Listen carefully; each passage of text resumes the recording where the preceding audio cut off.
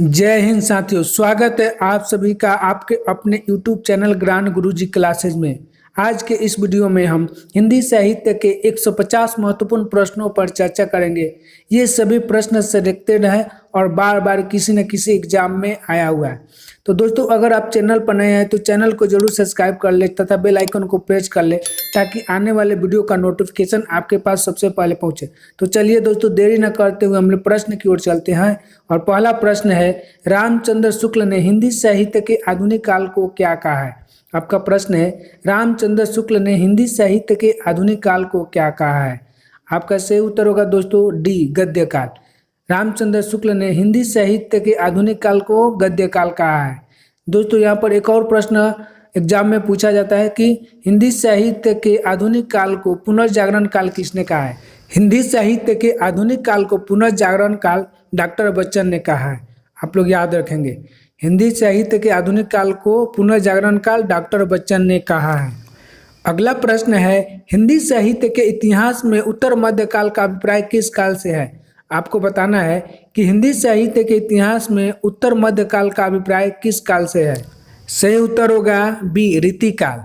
हिंदी साहित्य में उत्तर मध्य काल का अभिप्राय रीतिकाल से है। अगला प्रश्न है, साहित्य को जनता की चित्तवृत्तियों का प्रतिबिंब किसने कहा है? बहुत अच्छा प्रश्न है, कई बार एग्जाम में पूछा गया है। तो दोस्तों, इसका सही उत्तर होगा बी, रामचंद्र शुक्ल ने। दोस्तों, साहित्य को जनता की चित्तवृत्तियों का प्रतिबिंब आचार्य रामचंद्र शुक्ल ने कहा है। किसने कहा है? आचार्य रामचंद्र शुक्ल ने कहा है। अगला प्रश्न है, पहली बार व्यवस्थित रूप से हिंदी साहित्य का इतिहास लिखने का श्रेय किसे जाता है? आपको बताना है कि पहली बार व्यवस्थित रूप से हिंदी साहित्य का इतिहास किसने लिखा है। तो आपका दोस्तों सही उत्तर होगा सी, रामचंद्र शुक्ल। रामचंद्र शुक्ल ने पहली बार व्यवस्थित रूप से हिंदी साहित्य का इतिहास लिखा है। और इनके पुस्तक का नाम क्या है? हिंदी साहित्य का इतिहास। ये भी याद रखें। कब प्रकाशित हुआ था? तो 1929 ईस्वी में। ये भी याद रखेंगे। अगला प्रश्न है, हिंदी गद्य साहित्य के लेखक है। आपको बताना है कि इनमें से कौन हिंदी गद्य साहित्य के लेखक है। आपका सही उत्तर होगा डी, रामचंद्र तिवारी। सही उत्तर होगा रामचंद्र तिवारी। हिंदी गद्य साहित्य के लेखक रामचंद्र तिवारी हैं। अगला प्रश्न है, पुनर्जागरण काल के नाम से कौन सा युग जाना जाता है? दोस्तों, आपको बताना है कि पुनर्जागरण काल के नाम से कौन सा युग जाना जाता है। तो आपका सही उत्तर होगा ए, भारतेंदु युग। जी हाँ दोस्तों, भारतेंदु युग को पुनर्जागरण काल के नाम से जाना जाता है। अगला प्रश्न है, आदि काल को बीजोपन काल किसने कहा है? दोस्तों, आपको बताना है कि आदि काल को बीजोपन काल किसने कहा है। तो आपका सही उत्तर होगा सी, महावीर प्रसाद द्विवेदी। महावीर प्रसाद द्विवेदी ने आदि काल को बीजोपन काल कहा है। इसको आप लोग याद रखेंगे। अगला प्रश्न है, मिश्र बंधु विनोद ग्रंथ कितने भागों में है? दोस्तों, आपको बताना है कि मिश्र बंधु विनोद ग्रंथ कितने भागों में प्रकाशित हुई है। तो आपका सही उत्तर होगा सी, 4। मिश्र बंधु विनोद 4 भागों में प्रकाशित हुई है। अगला प्रश्न है, और दोस्तों ये बहुत ही अच्छा प्रश्न है, रामचंद्र शुक्ल ने इतिहास लेखन में किस ग्रंथ की सहायता ली है? बार बार एग्जाम में यह प्रश्न पूछा गया कि रामचंद्र शुक्ल ने इतिहास लेखन में किस ग्रंथ की सहायता ली है। तो दोस्तों, आपका सही उत्तर होगा बी, मिश्र बंधु विनोद। आचार्य रामचंद्र शुक्ल ने इतिहास लेखन में मिश्र बंधु विनोद ग्रंथ की सहायता ली है। अगला प्रश्न है, बच्चन सिंह ने किस शीर्षक से हिंदी साहित्य का इतिहास लिखा है? दोस्तों, आपको बताना है कि बच्चन सिंह के हिंदी साहित्य के इतिहास ग्रंथ का नाम क्या है। तो दोस्तों, आपका सही उत्तर होगा सी, हिंदी साहित्य का दूसरा इतिहास। हिंदी साहित्य का दूसरा इतिहास बच्चन सिंह का हिंदी साहित्य का इतिहास ग्रंथ है। अगला प्रश्न है, हिंदी साहित्य का वैज्ञानिक इतिहास के लेखक है। दोस्तों, आपको बताना है कि हिंदी साहित्य के वैज्ञानिक इतिहास के लेखक कौन है। तो आपका सही उत्तर होगा ए, गणपति चंद्रगुप्त। गणपति चंद्रगुप्त हिंदी साहित्य का वैज्ञानिक इतिहास के लेखक है। अगला प्रश्न है, शिव सिंह सरोज के लेखक है। आपको बताना है कि शिव सिंह सरोज के लेखक है। दोस्तों, आपका सही उत्तर होगा डी, शिव सिंह सेंगर शिव सिंह सरोज के लेखक है। आपका सही उत्तर क्या होगा? डी, शिव सिंह सेंगर। शिव सिंह सेंगर शिव सिंह सरोज के लेखक है। दोस्तों, अगला प्रश्न है, हिंदी भाषा और साहित्य के लेखक है। हिंदी भाषा और साहित्य के लेखक है। आपका सही उत्तर होगा बी, श्याम सुंदर दास। श्याम सुंदर दास हिंदी भाषा और साहित्य के लेखक है। ये काफ़ी अच्छा प्रश्न है, बार बार एग्जाम में पूछा गया है, तो इसको याद रखेंगे दोस्तों। अगला प्रश्न है, हिंदी साहित्य का विवेचनात्मक इतिहास के लेखक कौन है। दोस्तों आपको बताना है कि हिंदी साहित्य का विवेचनात्मक इतिहास के लेखक कौन है। तो आपका सही उत्तर होगा सी, राम कुमार वर्मा। राम कुमार वर्मा हिंदी साहित्य का विवेचनात्मक इतिहास का लेखक है। अगला प्रश्न है, मिश्र बंधु विनोद के लेखक कौन नहीं है। आपको बताना है कि इनमें से कौन मिश्र बंधु विनोद के लेखक नहीं है। तो आपका सही उत्तर होगा ए, राम बिहारी मिश्र। जी हाँ दोस्तों, राम बिहारी मिश्र मिश्र बंधु विनोद के लेखक नहीं है। गणेश बिहारी मिश्र, श्याम बिहारी मिश्र, सुखदेव बिहारी मिश्र, ये तीनों भाई हैं जिन्होंने मिश्र बंधु विनोद को लिखा है, लेकिन राम बिहारी मिश्र मिश्र बंधु विनोद के लेखक नहीं है। अगला प्रश्न है, हिंदी साहित्य का इतिहास दर्शन किसकी रचना है। आपको बताना है कि हिंदी साहित्य का इतिहास दर्शन किसकी रचना है। दोस्तों आपका सही उत्तर होगा सी, नलिन विलोचन शर्मा। हिंदी साहित्य का इतिहास दर्शन का लेखक नलिन विलोचन शर्मा है। अगला प्रश्न है, रामचंद्र शुक्ल ने हिंदी साहित्य के इतिहास को कितने कालों में विभाजित किया है। दोस्तों आपको बताना है कि रामचंद्र शुक्ल ने हिंदी साहित्य के इतिहास को कितने कालों में विभाजित किया है। तो दोस्तों आपका सही उत्तर होगा बी, 4। रामचंद्र शुक्ल ने हिंदी साहित्य के इतिहास को 4 भागों में विभाजित किया है। वीर गाथा काल, पूर्व मध्यकाल, उत्तर मध्यकाल और गद्यकाल। वीर गाथा काल, पूर्व मध्यकाल, उत्तर मध्यकाल और गद्यकाल, ये 4 भागों में विभाजित किया है। अगला प्रश्न है, गारसा दत्तासी द्वारा लिखित हिंदी साहित्य का इतिहास किस भाषा में है। आपको बताना है कि गारसा दत्तासी द्वारा लिखित हिंदी साहित्य का इतिहास किस भाषा में है।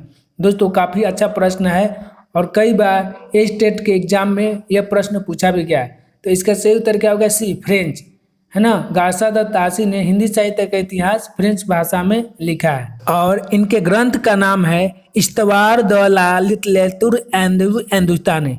इस्तवार द ला लिटरेचर एंड हिंदुस्तानी। अगला प्रश्न है, गारसा दत्तासी के हिंदी साहित्य इतिहास ग्रंथ का नाम है। आपको बताना है कि गारसा दत्तासी के हिंदी साहित्य इतिहास ग्रंथ का नाम क्या है। दोस्तों आपका सही उत्तर होगा ए, इस्तवार द ला लिटरेचर एंड हिंदुस्तानी। इस्तवार द ला लिटरेचर एंड हिंदुस्तानी गारसा दत्तासी के इतिहास ग्रंथ है। The modern vernacular literature of Hindustan, ये जॉर्ज ग्रियर्सन की हिंदी साहित्य की रचना है। The modern vernacular literature of Hindustan, ये जॉर्ज ग्रियर्सन की इतिहास ग्रंथ है। इसको भी आप लोग याद रखें, कई बार एग्जाम में पूछा गया है। अगला प्रश्न है, हिंदी साहित्य के रीतिकाल को अलंकृत काल किसने कहा है। हिंदी साहित्य के रीतिकाल को अलंकृत काल किसने कहा। आपका सही उत्तर होगा डी, मिश्र बंधु। मिश्र बंधु ने हिंदी साहित्य के रीतिकाल को अलंकृत काल कहा है। दोस्तों यह प्रश्न स्टेट 2023 के एग्जाम में भी पूछा गया था। ये बहुत ही अच्छा प्रश्न है, बार बार एग्जाम में पूछा जाता है। अगला प्रश्न है, हिंदी साहित्य के आदिकाल को उच्चारण काल किसने कहा है। हिंदी साहित्य के आदिकाल को उच्चारण काल किसने कहा है। दोस्तों आपका सही उत्तर होगा D, George Grierson. George Grierson ने हिंदी साहित्य के आदिकाल को उच्चारण काल कहा है। दोस्तों जॉर्ज ग्रियर्सन के बाद राम कुमार वर्मा ने हिंदी साहित्य के आदिकाल को चारण काल कहा है। यह भी एग्जाम में प्रश्न पूछा जाता है कि जॉर्ज ग्रियर्सन के बाद हिंदी साहित्य के आदिकाल को चारण काल किसने कहा है। तो आप लोग याद रखेंगे, राम कुमार वर्मा ने। किसने कहा है, राम कुमार वर्मा ने कहा है। दोस्तों यह प्रश्न बीपीएससी TRE-1 में आया था। काफ़ी अच्छा प्रश्न है और बार बार एग्जाम में पूछा जाता है। तो प्रश्न को ध्यान से देखिए, जनता की चित्तवृत्तियों को परखते हुए साहित्य परंपरा के साथ उसका सामंजस्य दिखाना ही साहित्य का इतिहास है। यह कथन किसका है। आपको बताना है कि जनता की चित्तवृत्तियों को परखते हुए साहित्य परंपरा के साथ उनका सामंजस्य दिखाना ही साहित्य का इतिहास है। यह कथन किसका है। तो दोस्तों आपका सही उत्तर होगा डी, रामचंद्र शुक्ल। यह कथन रामचंद्र शुक्ल का है। कई बार यह प्रश्न एग्जाम में आया, नेट के एग्जाम में भी, स्टेट और तथा बीपीएससी के एग्जाम में भी यह प्रश्न बार बार पूछा गया। दोस्तों अगला प्रश्न है, रामचंद्र शुक्ल के वीर गाथा काल नामकरण को किसने आदिकाल कहा है। आपको बताना है कि वीर गाथा काल को आदिकाल किसने कहा है। तो आपका सही उत्तर होगा दोस्तों बी, हजारी प्रसाद द्विवेदी। हजारी प्रसाद द्विवेदी ने वीर गाथा काल को आदि काल कहा है? इसको आप लोग याद रखेंगे। अगला प्रश्न है रामचंद्र शुक्ल के वीर गाथा काल का समय है। आपको बताना है कि रामचंद्र शुक्ल के वीर गाथा काल का समय क्या है। तो दोस्तों आपका सही उत्तर होगा सी, संवत 1050 से 1375। रामचंद्र शुक्ल के वीर गाथा काल का समय क्या है? संवत 1050 से 1375। दोस्तों यह भी प्रश्न स्टेट 2023 में आया था, तो इसको आप लोग बहुत ही ध्यान से याद रखेंगे। अगला प्रश्न है वीर गाथा काल को राहुल संकृत्यायन ने क्या नाम दिया है? आपको बताना है कि वीर गाथा काल को राहुल संकृत्यायन ने क्या नाम दिया। तो दोस्तों आपका सही उत्तर होगा डी, सिद्ध सामंत काल। राहुल संकृत्यायन ने वीर काल को सिद्ध सामंत काल कहा है। इसको आप लोग याद रखेंगे। अगला प्रश्न है भक्ति काल को नव जागरण काल किसने कहा है? आपको बताना है कि भक्ति काल को नव जागरण काल किसने कहा है। दोस्तों आपका सही उत्तर होगा ए, बच्चन सिंह। बच्चन सिंह ने भक्ति काल को नव जागरण काल कहा है। अगला प्रश्न है हिंदी साहित्य के किस युग को स्वर्ण काल कहा गया? दोस्तों यह प्रश्न बीपीएससी टीआरई 2 में भी पूछा गया था, तो ये काफ़ी अच्छा प्रश्न है और बहुत ही इम्पोर्टेंट प्रश्न है, तो ध्यान रखेंगे। हिंदी साहित्य के किस युग को स्वर्ण काल कहा गया? तो दोस्तों आपका सही उत्तर होगा बी, भक्ति काल। भक्ति काल को स्वर्ण काल कहा गया। दोस्तों यहाँ पर एक प्रश्न और पूछा जाता है कि किसने कहा है भक्ति काल को स्वर्ण काल किसने कहा? तो जॉर्ज ग्रियर्सन है, याद रखें। जॉर्ज ग्रियर्सन ने भक्ति काल को स्वर्ण काल कहा है। अगला प्रश्न है वीर गाथा काल को वीर काल किसने कहा? आपको बताना है कि वीर गाथा काल को वीर काल किसने कहा। दोस्तों आपका सही उत्तर होगा सी, विश्वनाथ प्रसाद मिश्र। विश्वनाथ प्रसाद मिश्र ने वीर गाथा काल को वीर काल कहा है। दोस्तों इस वीडियो में सभी प्रश्न सिलेक्टेड है और आप लोग ध्यान से इस वीडियो को देखिए। इस वीडियो से आपको बहुत लाभ होने वाले हैं और बहुत सारे प्रश्न जो आपको स्टेट एग्जाम में मिल जाएगा, इसलिए वीडियो को ध्यान से देखिए। अगला प्रश्न है हिंदी साहित्य के रीति काल को श्रृंगार काल किसने कहा? आपको बताना है कि हिंदी साहित्य के रीति काल को श्रृंगार काल किसने कहा। दोस्तों आपका सही उत्तर होगा ए, विश्वनाथ प्रसाद मिश्र। विश्वनाथ प्रसाद मिश्र ने रीति काल को श्रृंगार काल कहा है, याद रखेंगे। दोस्तों यहाँ पर एक और प्रश्न एग्जाम में पूछा जाता है कि रीति काल को उत्तर मध्य काल किसने कहा? रीति काल को उत्तर मध्य काल किसने कहा? तो रामकुमार शुक्ल ने। रामकुमार शुक्ल ने रीति काल को उत्तर मध्य काल नाम दिया है। अगला प्रश्न है किस लेखक ने हिंदी साहित्य के आदि काल को संधि काल और चरण काल दो भागों में विभाजित किया? आपको बताना है कि आदि काल को संधि काल और चारण काल किस विद्वान ने नाम दिया है। तो आपका सही उत्तर होगा सी, रामकुमार वर्मा। रामकुमार वर्मा ने आदि काल को संधि काल और चरण काल दो नाम दिए हैं। दोस्तों यहाँ पर मिस प्रिंट है, चरण काल नहीं होगा, चारण काल होगा, याद रखेंगे, चारण काल। अगला प्रश्न है सामान्य रूप से हिंदी साहित्य का आरंभ किस शताब्दी से माना जाता है? आपको बताना है कि हिंदी साहित्य का आरंभ किस शताब्दी से माना जाता है। दोस्तों आपका सही उत्तर होगा बी, 7वीं शताब्दी। 7वीं शताब्दी से हिंदी साहित्य का आरंभ माना जाता है। अगला प्रश्न है खड़ी बोली के सर्वप्रथम लोकप्रिय कवि माने जाते हैं। आपको बताना है कि खड़ी बोली का लोकप्रिय कवि कौन है। आपका सही उत्तर होगा डी, अयोध्या सिंह उपाध्याय हरिऔध। अयोध्या सिंह उपाध्याय हरिऔध खड़ी बोली के लोकप्रिय कवि माने जाते हैं। और दोस्तों इनकी प्रसिद्ध कृति है प्रिय प्रवास। प्रिय प्रवास इनकी प्रसिद्ध कृति है। ये भी एग्जाम में पूछा जाता है कि प्रिय प्रवास किसकी कृति है, तो अयोध्या सिंह उपाध्याय हरिऔध की है। अगला प्रश्न है गोदान किसकी कृति है। आपको बताना है कि गोदान किसकी कृति है। तो दोस्तों आपके सही उत्तर होगा भी, प्रेमचंद। गोदान प्रेमचंद की कृति है। दोस्तों बीपीएससी टीआरई 2 में पूछा गया था कि गोदान किस विधा की रचना है। गोदान किस विधा की रचना है। तो दोस्तों आपका सही उत्तर क्या होगा, उपन्यास। गोदान उपन्यास है। दोस्तों अगला प्रश्न है कलम की सिपाही क्या है। आपको बताना है कि कलम की सिपाही क्या है। तो दोस्तों कलम की सिपाही जीवनी है, तो इसलिए आपका सही उत्तर क्या होगा, डी। और यह प्रेमचंद के जीवन पर आधारित जीवनी है। और कलम की सिपाही के लेखक अमृत राय हैं, याद रखेंगे। अमृत राय ने कलम की सिपाही लिखे हैं और ये अपने पिता के ऊपर ही लिखी हुई जीवनी है। दोस्तों अगला प्रश्न है हिंदी की पहली कहानी लेखिका का नाम है। आपको बताना है कि हिंदी की पहली कहानी लेखिका का नाम क्या है। तो दोस्तों आपका सही उत्तर होगा ए, बंग महिला। बंग महिला हिंदी की पहली कहानी लेखिका है। अगला प्रश्न है, चंद्रबरदाई किसके दरबारी कवि थे? आपको बताना है कि चंद्रबरदाई किसके दरबारी कवि थे। तो दोस्तों आपका सही उत्तर होगा डी, पृथ्वीराज चौहान। पृथ्वीराज चौहान के दरबारी कवि थे चंद्रबरदाई और इनकी कृति का नाम क्या है? पृथ्वीराज रासो। चंद्रबरदाई की कृति का नाम क्या है? पृथ्वीराज रासो। यह भी एग्जाम में पूछा जाता है, बार बार याद रखेंगे। दोस्तों अगला प्रश्न है, रीतिकाल का वह कौन सा कवि है जो अपनी मात्र एक कृति से हिंदी साहित्य में अमर हो गया? रीतिकाल का वह कौन सा कवि है जो अपनी मात्र एक कृति से हिंदी साहित्य में अमर हो गया? तो दोस्तों आपका सही उत्तर होगा सी, बिहारी। सही उत्तर होगा सी, बिहारी। दोस्तों इनकी कृति का नाम है बिहारी सतसई, याद रखेंगे। बिहारी की कृति का नाम क्या है? बिहारी सतसई और यह 713 दोहों में संकलित है। 713 दोहों में संकलित है।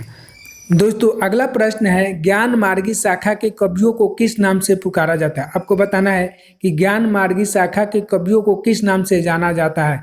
दोस्तों आपका सही उत्तर होगा डी, संत कवि। सही उत्तर होगा डी, संत कवि। संत कवि ज्ञान मार्गी शाखा के कवियों के नाम से जाने जाते हैं और संत कवि में सर्वश्रेष्ठ कवि हैं कबीरदास। ज्ञान मार्गी शाखा के सर्वश्रेष्ठ कवि कौन है? कबीरदास हैं। अगला प्रश्न है, अपभ्रंश का वाल्मीकि किसे कहा जाता है? आपको बताना है कि अपभ्रंश का वाल्मीकि किसे कहा जाता है। दोस्तों आपका सही उत्तर होगा डी, स्वयंभू। स्वयंभू को अपभ्रंश का वाल्मीकि कहा जाता है। क्यों कहा जाता है? क्योंकि इनकी अधिकांश रचनाएं अपभ्रंश भाषा में लिखी गई है। इनकी अधिकांश रचनाएं अपभ्रंश भाषा में लिखी गई है, इसीलिए इन्हें अपभ्रंश का वाल्मीकि कहा जाता है। दोस्तों अगर आप चैनल पर नए हैं तो चैनल को स्किप मत कीजिएगा, क्योंकि ये सारे प्रश्न सिलेक्टेड है और बहुत ही मोस्ट इम्पोर्टेंट प्रश्न है और मुझे उम्मीद है कि आपके एग्जाम में यहाँ से कम 50 प्रश्न आपको मिल जाएगा। तो इसलिए वीडियो को स्किप मत कीजिएगा, वीडियो को अंत तक जरूर देखिएगा। तो दोस्तों प्रश्न है, मैथिल कोकिल किसे कहा जाता है? आपको बताना है कि मैथिल कोकिल किसे कहा जाता है। तो आपका सही उत्तर होगा ए, विद्यापति। जी हाँ दोस्तों, विद्यापति को मैथिल कोकिल कहा जाता है और इनकी पदावली मैथिल भाषा में लिखी गई है। किस भाषा में लिखी गई है? मैथिल भाषा में लिखी गई है, इसलिए इन्हें मैथिल कोकिल कहा जाता है। अगला प्रश्न है, प्रकृति के सुकुमार कवि किसे कहा जाता है? आपको बताना है कि प्रकृति के सुकुमार किसे कहा जाता है। तो दोस्तों आपका सही उत्तर होगा बी, सुमित्रा नंदन पंत। जी हाँ दोस्तों, सुमित्रा नंदन पंत को प्रकृति का सुकुमार कवि कहा जाता है। दोस्तों यहाँ पर एक और प्रश्न एग्जाम में पूछा जाता है और ये काफ़ी अच्छा प्रश्न है कि छायावाद का प्रवर्तक किसे कहा जाता है। तो छायावाद का प्रवर्तक जयशंकर प्रसाद को कहा जाता है। छायावाद का प्रवर्तक किसे कहा जाता है? जयशंकर प्रसाद को कहा जाता है। दोस्तों यहाँ पर एक और प्रश्न, बहुत ही अच्छा प्रश्न एग्जाम में पूछा जाता है कि आधुनिक युग की मीरा किसे कहा जाता है? आधुनिक युग की मीरा किसे कहा जाता है? महादेवी वर्मा को कहा जाता है। आधुनिक युग की मीरा महादेवी वर्मा को कहा जाता है। दोस्तों यहाँ पर एक और प्रश्न पूछा जाता है कि क्रांतिकारी कवि किसे कहा जाता है? क्रांतिकारी कवि किसे कहा जाता है? तो निराला को क्रांतिकारी कवि कहा जाता है, याद रखेंगे। दोस्तों अगला प्रश्न है, कठिन काव्य का प्रेत किस कवि को कहा जाता है? आपको बताना है कि कठिन काव्य का प्रेत किस कवि को कहा जाता है। दोस्तों आपका सही उत्तर होगा डी, केशव दास। केशव दास को कठिन काव्य का प्रेत कहा जाता है। दोस्तों यहाँ पर एक और प्रश्न एग्जाम में पूछा जाता है कि केशव दास को कठिन काव्य का प्रेत किसने कहा है? केशव दास को कठिन काव्य का प्रेत किसने कहा? तो रामचंद्र शुक्ल ने, याद रखेंगे। केशव दास को कठिन काव्य का प्रेत रामचंद्र शुक्ल ने कहा है। दोस्तों इस वीडियो में बहुत ही सुंदर और अच्छा प्रश्न सिलेक्टेड किया गया है जो कि एग्जाम में बार बार पूछा जाता है, इसलिए अगर आप वीडियो को पहली बार देख रहे हैं और चैनल पर पहली बार हैं तो चैनल को जरूर सब्सक्राइब कर दीजिएगा। अगला प्रश्न है, द्विवेदी युग का नामकरण किसके नाम पर हुआ है? दोस्तों आपको बताना है कि द्विवेदी युग का नामकरण किसके नाम पर हुआ है। तो दोस्तों आपका सही उत्तर होगा बी, महावीर प्रसाद द्विवेदी। महावीर प्रसाद द्विवेदी के नाम पर द्विवेदी युग का नामकरण हुआ है। अगला प्रश्न है, हिंदी साहित्य के इतिहास का सर्वप्रथम काल विभाजन किसने प्रस्तुत किया? आपको बताना है कि हिंदी साहित्य के इतिहास का सर्वप्रथम काल विभाजन किसने किया है। तो दोस्तों आपका सही उत्तर होगा B, George Grierson. George Grierson ने सर्वप्रथम हिंदी साहित्य के काल विभाजन किया है।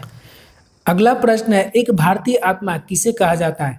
आपको बताना है कि एक भारतीय आत्मा किसे कहा जाता है। दोस्तों आपका सही उत्तर होगा बी, माखनलाल चतुर्वेदी।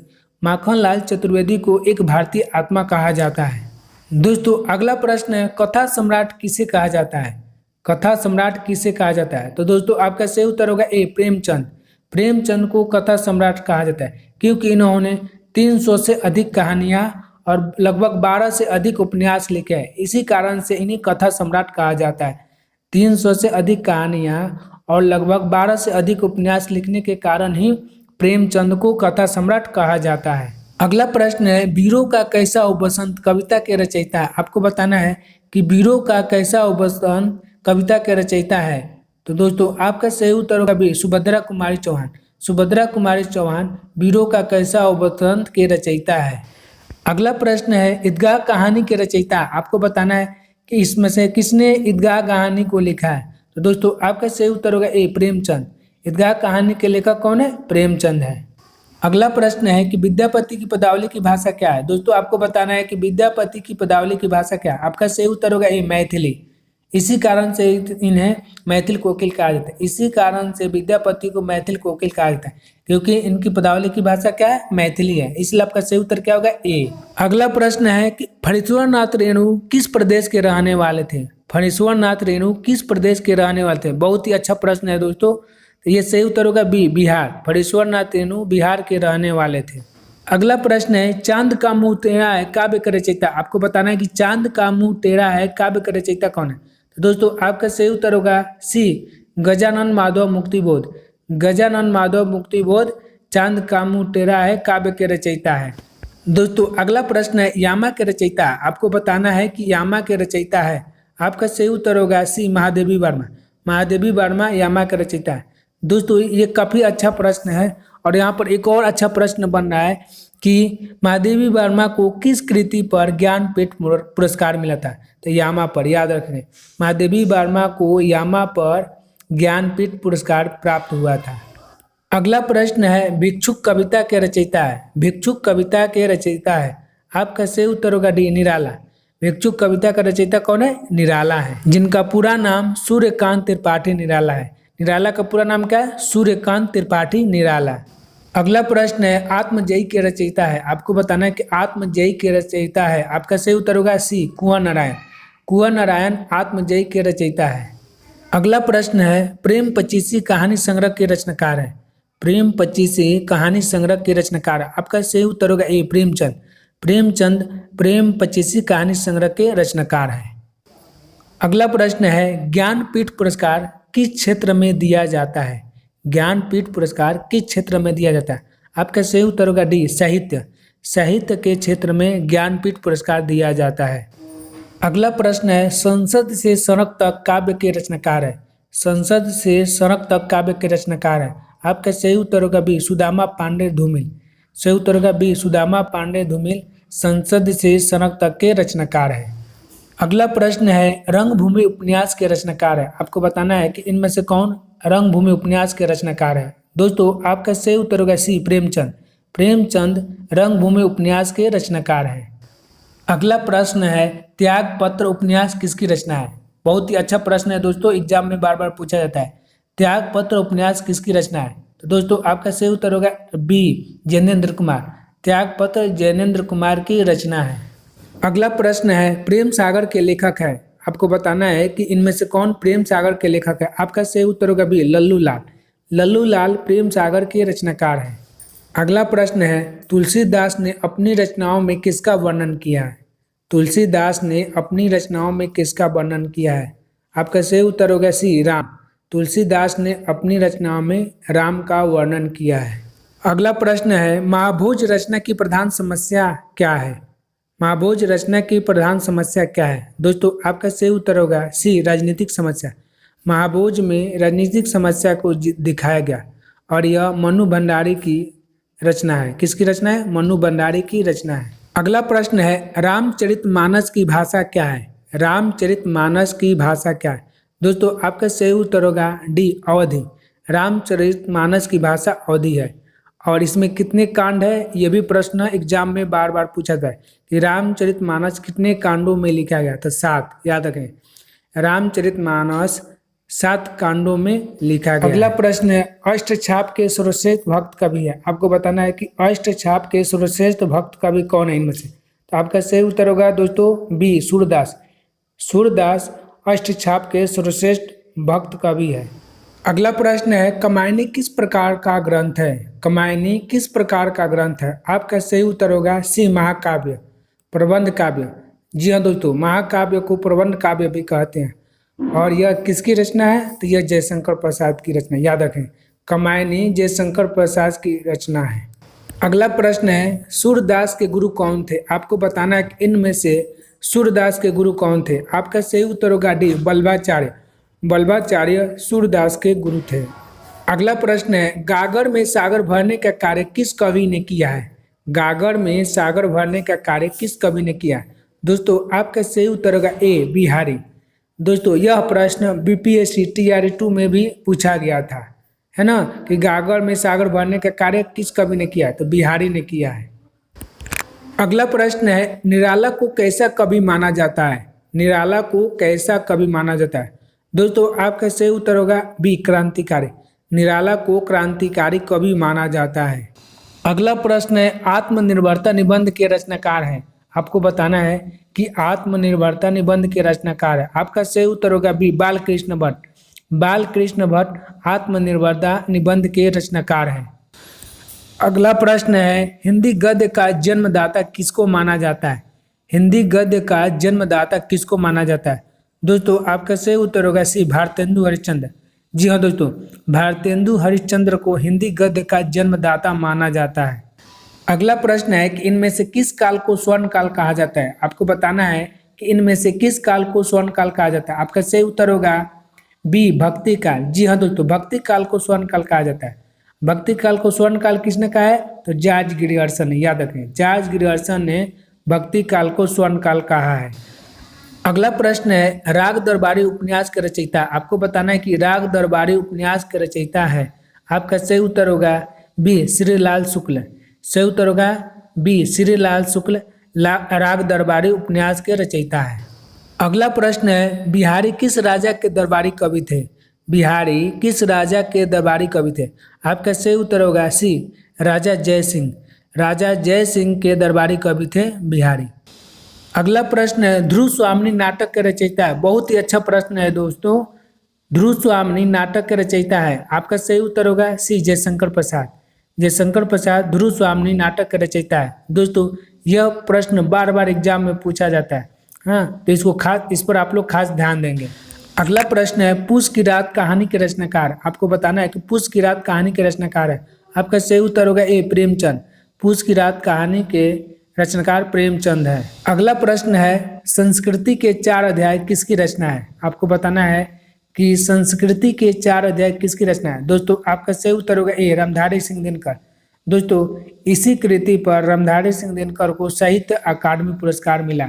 यह भी प्रश्न पूछा जाता है कि संस्कृति के 4 अध्याय पर रामधारी सिंह दिनकर को कौन सा पुरस्कार मिला है? तो साहित्य अकादमी पुरस्कार मिला है। इसको आप लोग ध्यान रखेंगे, याद रखेंगे। अगला प्रश्न है, सुहाग के नूपुर के रचयिता है? आपको बताना है कि सुहाग के नूपुर के रचयिता। आपका सही उत्तर होगा सी, अमृतलाल नागर। सही उत्तर होगा सी, अमृतलाल नागर सुहाग के नूपुर के रचयिता है। अगला प्रश्न है, झरना काव्य संग्रह के रचयिता है? आपको बताना है कि झरना काव्य संग्रह के रचयिता। आपका सही उत्तर होगा सी, जयशंकर प्रसाद। जयशंकर प्रसाद झरना काव्य संग्रह के रचयिता है। अगला प्रश्न है, अशोक के फूल निबंध संग्रह के रचनाकार है? आपको बताना है कि अशोक के फूल निबंध संग्रह के रचनाकार कौन है? तो आपका सही उत्तर होगा डी, हजारी प्रसाद द्विवेदी। हजारी प्रसाद द्विवेदी अशोक के फूल निबंध संग्रह के रचनाकार हैं। अगला प्रश्न है, आंसू काव्य के रचनाकार है? आंसू काव्य रचना के रचनाकार है? आपका सही उत्तर होगा सी, जयशंकर प्रसाद। जयशंकर प्रसाद आंसू काव्य रचना के रचनाकार हैं। अगला प्रश्न है, कूटज के रचयिता? आपको बताना है कि इनमें से कौन कूटज के रचयिता है? आपका सही उत्तर होगा बी, हजारी प्रसाद द्विवेदी। जी हाँ दोस्तों, हजारी प्रसाद द्विवेदी कूटज के रचयिता है।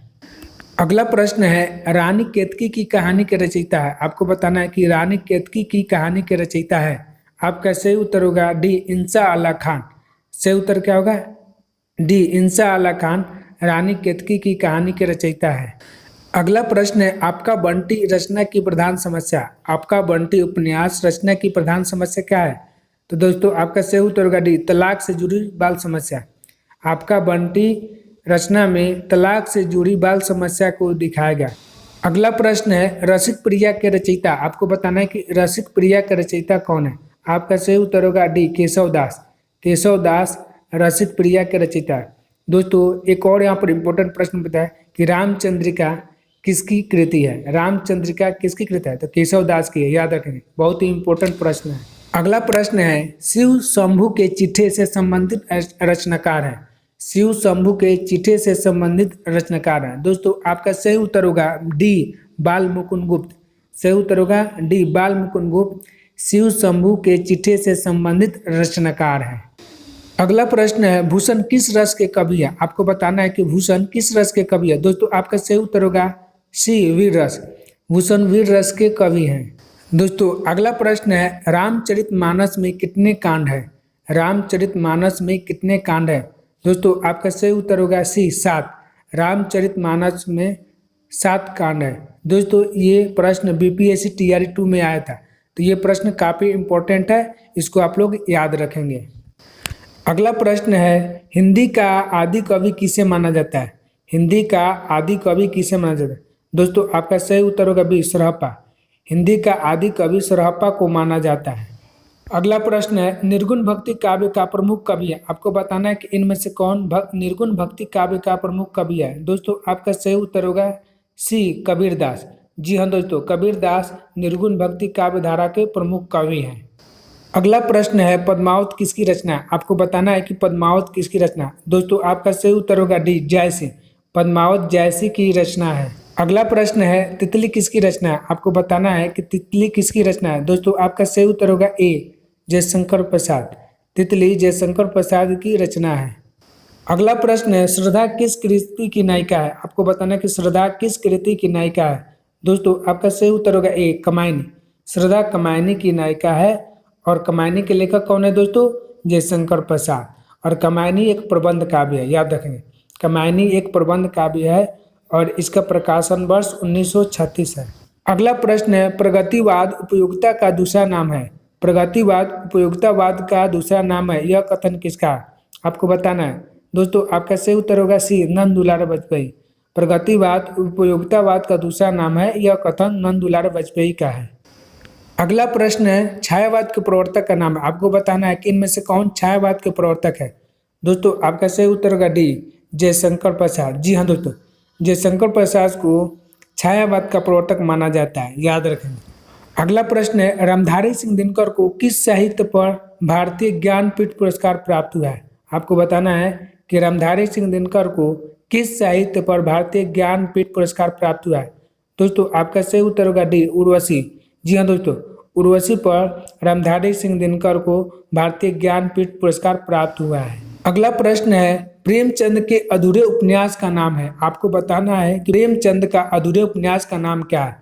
दोस्तों आपका सही उत्तर होगा सी मंगलसूत्र। प्रेमचंद का अधूरे उपन्यास का नाम मंगलसूत्र है। दोस्तों इस उपन्यास को इनकी मृत्यु के बाद इनके पुत्र अमृत राय ने पूरा किया है, याद रखेंगे। अगला प्रश्न है प्रथम सूफी प्रेमाख्यानक काव्य के रचयिता है। आपका सही उत्तर होगा बी जयसी।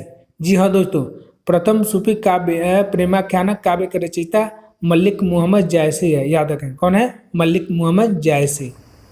अगला प्रश्न है हार की जीत कहानी के कहानीकार है। आपको बताना है कि हार की जीत किसकी कहानी है। दोस्तों आपका सही उत्तर होगा ए सुदर्शन। हार की जीत सुदर्शन की कहानी है। अगला प्रश्न है हिंदी के सर्वप्रथम प्रकाशित पत्र का नाम है। आपको बताना है कि हिंदी के सर्वप्रथम प्रकाशित पत्र का नाम क्या है। आपका सही उत्तर होगा बी उदंत मार्तंड। सही उत्तर होगा बी उदंत मार्तंड। अगला प्रश्न है हिंदी के प्रथम गद्यकार। आपको बताना है कि हिंदी के प्रथम गद्यकार है। दोस्तों आपका सही उत्तर होगा बी लल्लू लाल। और इनकी कृति का नाम क्या है, प्रेम सागर। इनकी कृति का नाम क्या है, प्रेम सागर। लल्लू लाल की कृति का नाम क्या है, प्रेम सागर। यह हिंदी के प्रथम गद्यकार है, इसलिए आपका सही उत्तर क्या होगा, बी। अगला प्रश्न है दोहा कोश के रचयिता है। आपको बताना है कि दोहा कोश के रचयिता है। आपका सही उत्तर होगा सी सरहप्पा। दोहा कोश का रचयिता कौन है, सरहप्पा है। अगला प्रश्न है भारत भारती काव्य के रचनाकार। आपको बताना है कि भारत भारती काव्य का रचनाकार कौन है। दोस्तों आपका सही उत्तर होगा सी मैथिली शरण गुप्त। मैथिली शरण गुप्त भारत भारती काव्य के रचनाकार है। अगला प्रश्न है पंच परमेश्वर कहानी के लेखक है। पंच परमेश्वर कहानी के लेखक है? आपका सही उत्तर होगा बी प्रेमचंद। प्रेमचंद पंच परमेश्वर कहानी के लेखक है। अगला प्रश्न है प्रेम सागर के रचनाकार है? आपको बताना है कि प्रेम सागर के रचनाकार है। आपका सही उत्तर क्या होगा? सी लल्लू लाल। प्रेम सागर के रचनाकार कौन है? लल्लू लाल है। अगला प्रश्न है पल्लव के रचयिता है? आपको बताना है कि इनमें से कौन पल्लव के रचयिता है? दोस्तों आपका सही उत्तर होगा ए सुमित्रा नंदन पंत। सुमित्रा नंदन पंत पल्लव के रचयिता है। अगला प्रश्न है अतीत के चलचित्र के रचयिता है?